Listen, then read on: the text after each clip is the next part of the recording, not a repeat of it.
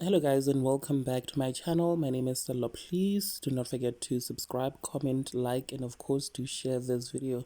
So Gogo Skhotheni, or should I say now DJ Gogo Skhotheni, has received quite a negative reviews about her DJing skills, with a lot of people saying that she should just stick to being a sangoma and healing people, you guys, because she plays dipere on her set and she can't DJ to save her life. Gogo Skhotheni had a guest and a friend by the name of Lulu, and she asked the guy what he thinks of her DJing skills. You guys, now the guy said with a straight face rather that Gogo Skhotheni odlala pere.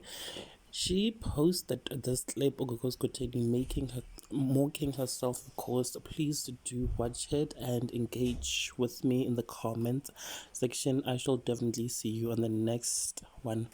How do you feel about the DJ career that I've went into? How do I feel about it? Yeah. As Muntasa Kaslam, what do you have to say about that?